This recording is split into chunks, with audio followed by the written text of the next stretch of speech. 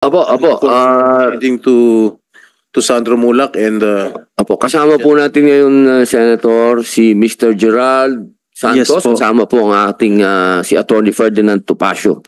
Okay. Good morning po. I heard that Your Honors po. only in Facebook. I heard your rants in. I read your rants in Facebook. Yes po. What happened?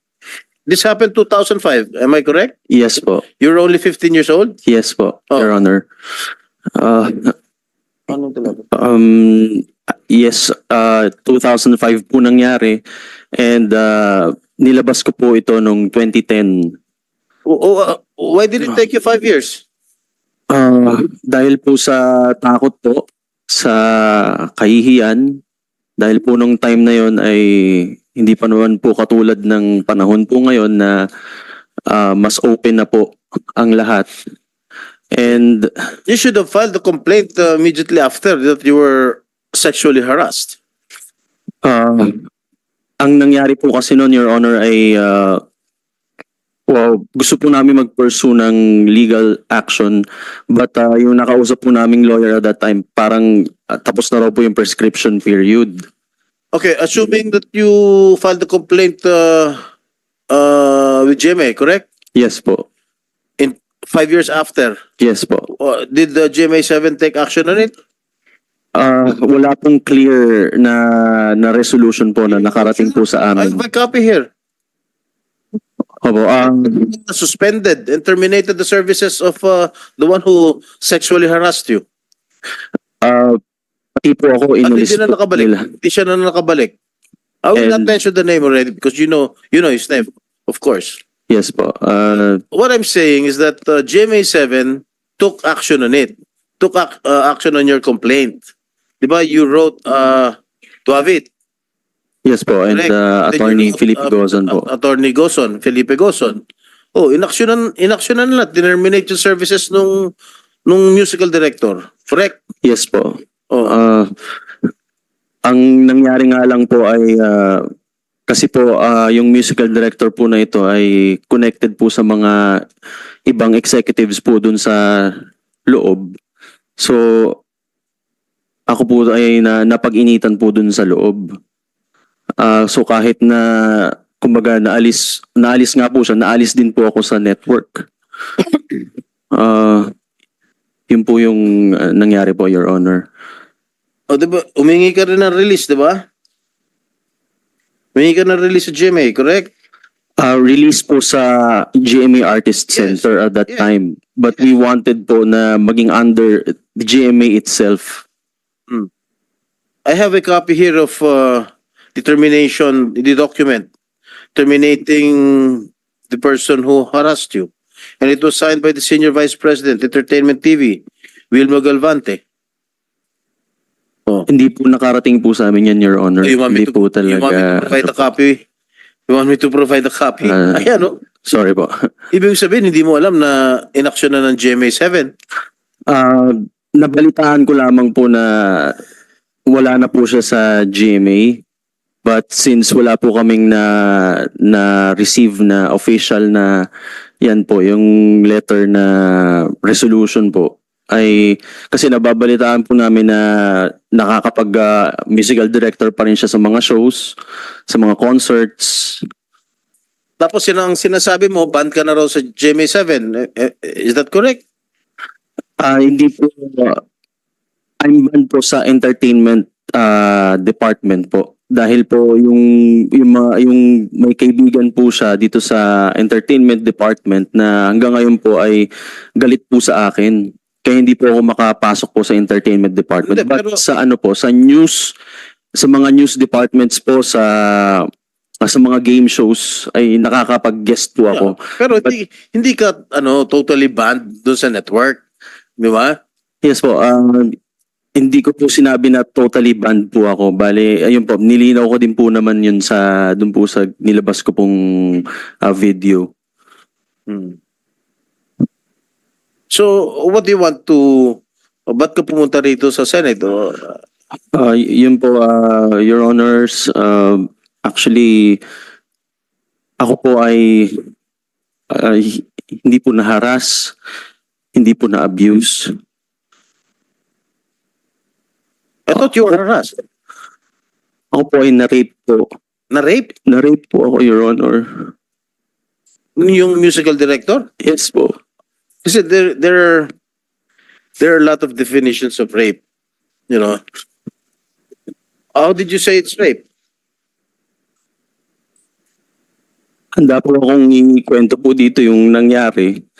Pero ako po ay natatakot na baka po ako po ay balikan po ng mga taong ito. Kung ano po, hihingi po ako ng tulong po sa inyo,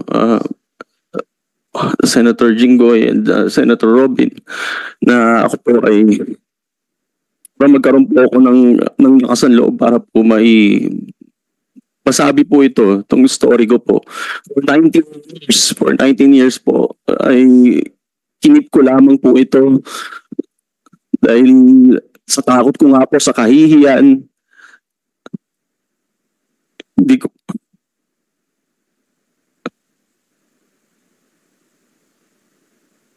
hiyang-hiya po talaga ako, lalo na po nung panahon na yun dahil nung binunog ko nga po ito noon, yung mga nandun po sa loob ay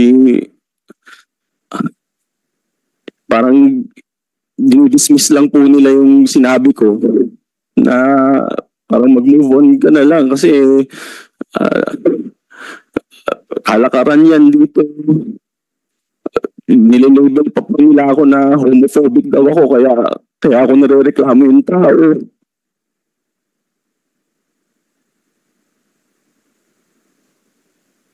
I was only 15 years old at that time, Your Honors. So wala po talaga akong lakas ng loob. Nung mangyari parang yung pang-abuso po sa akin, wala po akong lakas ng loob talaga. Contestant pa lang po ako noon. And may power talaga po siya over me. Kaya hindi ko po nasabi talaga agad. Even nung sinabi ko po sa parents ko yan, galit na galit po sila, iyak na lang po kami ng iyak. Particularly yung lolo ko po. Kinamatayan na nga po ng lolo ko dahil sa sama ng loob niya. 2 years after, namatay po yung lolo ko kasi sa sama ng loob na po dyan kasi hindi po ako nabigyan ng katarungan po. So nangyari po sa akin.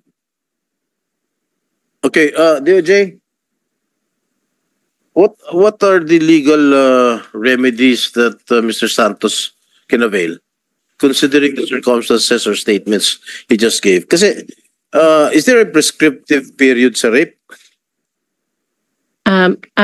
Sir, yes. Ilang taon?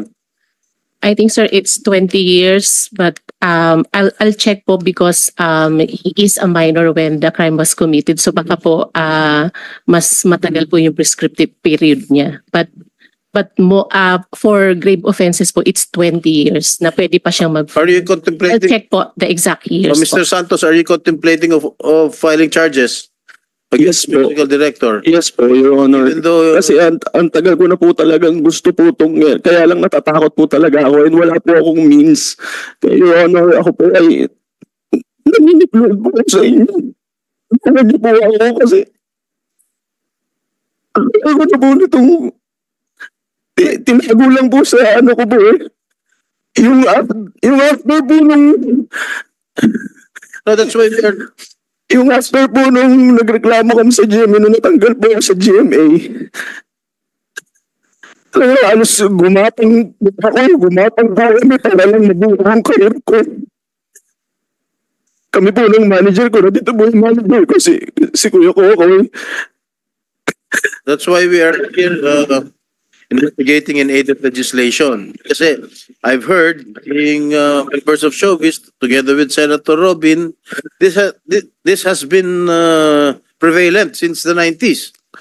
That's why we're going to submit, maybe the committee of Senator Robin is going to submit a committee report with regard para matigil na itong sexual harassment within the movie industry.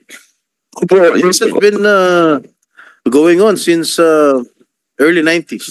Opo, yun po nung nangyari. Hindi lang lalaki ha. Pati babae.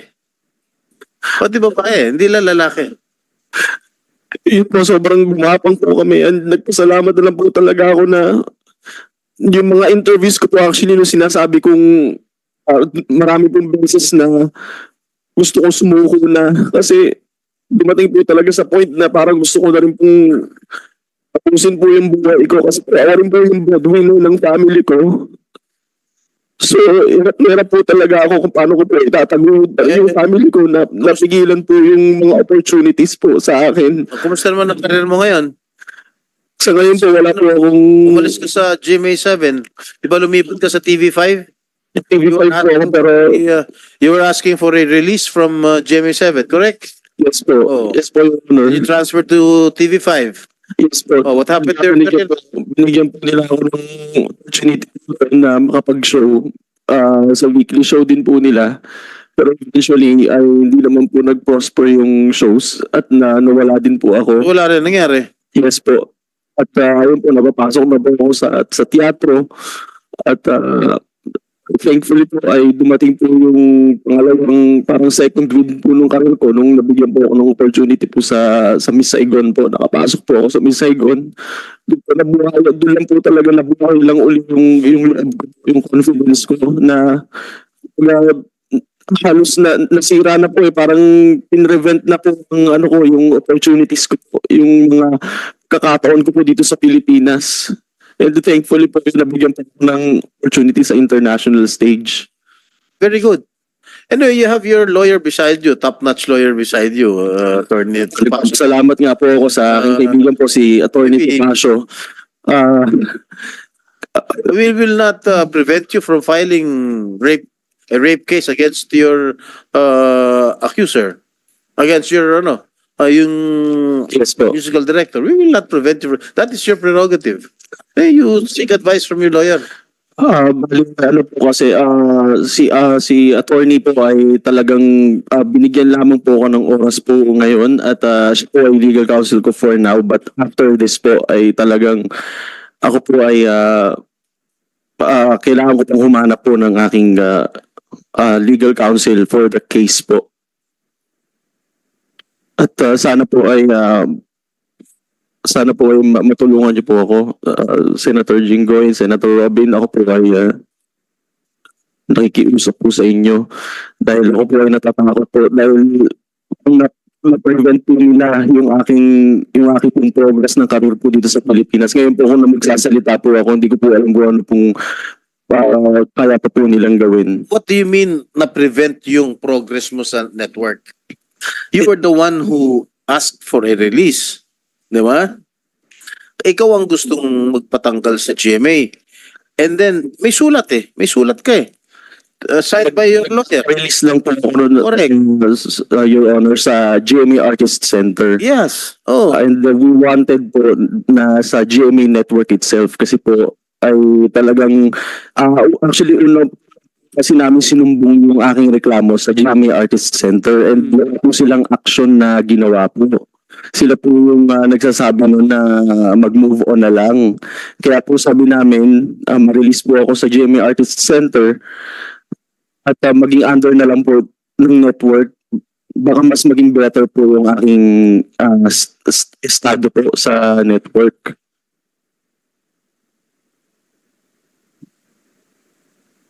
I have a copy of the letter of your lawyer.